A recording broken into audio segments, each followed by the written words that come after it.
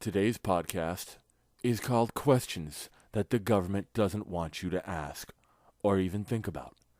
Let's begin asking some questions. Question number 1.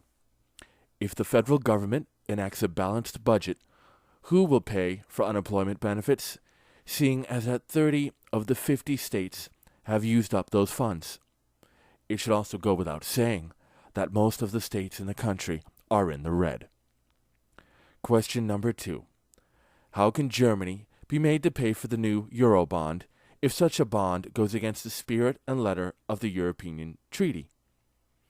At least half of the German population is against paying for a Greek bailout, and the German Chancellor, Angela Merkel, has said time and time again that the German people should not pay for the retirement of 40-year-old hairdressers. It's recently come out in the news that the German people are unwilling to sign on for a Eurobond. And while it appears to have gone away for now, I am fairly confident that this question will arise again, as the rest of the European Union begs Germany to save everything by taking on tremendous amounts of debt. Let us move on. What will the effects for Spain be if unemployment hits 20%?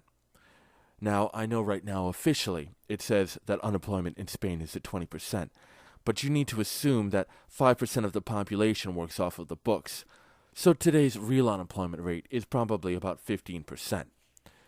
But what would happen if it were to go to actual 20% unemployment? Alright, and here's another.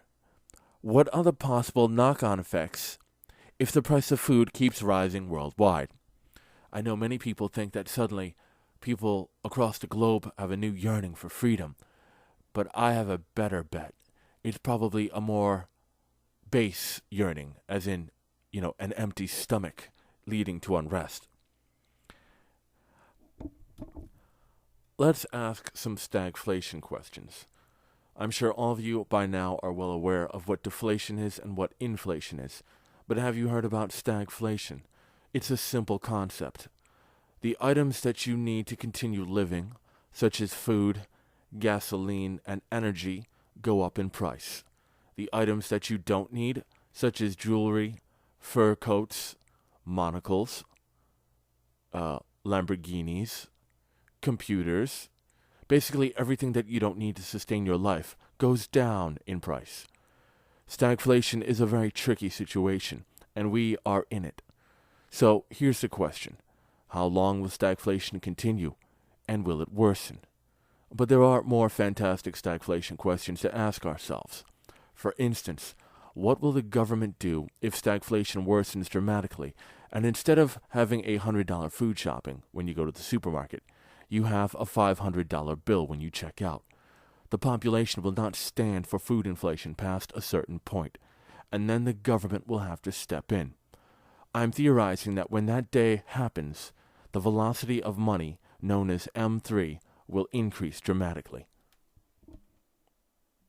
Now it's time to ask some mortgage questions. Many of you are aware of the housing market, but there are two different realities now. There is the reality of the media that tells you that things are slowly but surely getting better, and then there is the reality of your own two eyes. Walk outside of your house. Look around on your street. Do you see more empty houses, or do you see less? When you go to your supermarket in your local strip mall, do you see more storefronts, or do you see less? But let's play the federal government's game and assume that things are getting better. All right, Uncle Sam, here's a question for you. If interest rates were to rise above 7%, what do you think would happen to the housing market? I wonder. Now, many of you are remembering back when interest rates used to be 14%, and that's all well and dandy. But you see, the reality is we live in a new world now, where interest rates higher than 6% are considered highway robbery. Just the whole mental, I don't know how you would put it, the whole mental turn to adjust to 14% interest rates is not something that the American population is capable of. Wouldn't happen. You'd have people crying bloody murder before paying a 14% interest rate on their home loan. But back along those lines, did you know that the federal government recently came out and said that they want to divest themselves of Freddie and Fannie Mac, the two home mortgage originators in this country who, according to one estimate that I've heard about, originate today 90% of all home loans. Can you imagine if the federal government suddenly said to these two companies, hey, you're on your own? Well, I just can't see how the housing market could continue. But if we want to keep up the charade of everything's going to be fine and the housing market is continuing to improve, then yes, absolutely. Let us discuss how we're going to turn these companies back into the wild. Sure. In closing this podcast, I'd like to talk about food inflation and its effects on the restaurant industry. As many of you know, because perhaps you've worked in the food industry throughout the years, restaurants have certain costs. When you go to Chili's, it costs them $8 to make the burger, and perhaps they sell it to you for $10. Well, if the food prices keep increasing and they have to start charging you $11, are you going to keep going to Chili's? I wonder, how long will the restaurant industry be able to survive if stagflation continues to increase? Because at a certain point, Americans are just going to go, you know what, forget it. I'm going to cook my food at home rather than go out and spend $20 for a meal. Already, you can see the change happening as housewares continue to sell at an ever-increasing rate. And by that, of course, I mean rice cookers, deep fryers, ice cream makers, all the machinery that you need to cook at home. And then, of course, there's the rise of the Food Network, growing in popularity daily. Do we have a model on increased restaurant prices that will show how much consumer demand will drop as menu prices rise? I wonder if someone's formulated that. I'm sure the government has. I'd love to see what the timeline for the destruction of our restaurant industries look like. And here's a question for those of you who hold bonds. One thing has been itching at me, scratching at me, gnawing at me in this whole crisis. The crisis, first of all, has never ended. It has continued.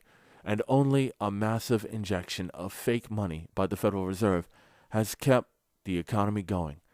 And as far as the Dow Jones, I do not believe that the Dow Jones is staying where it's at on its own. I believe it is being manipulated. But anyways, let us pretend the game of reality and say that the stock market is not being manipulated and that the current economic recovery is not due solely to quantitative easing. Well, let's say that the stock market is free.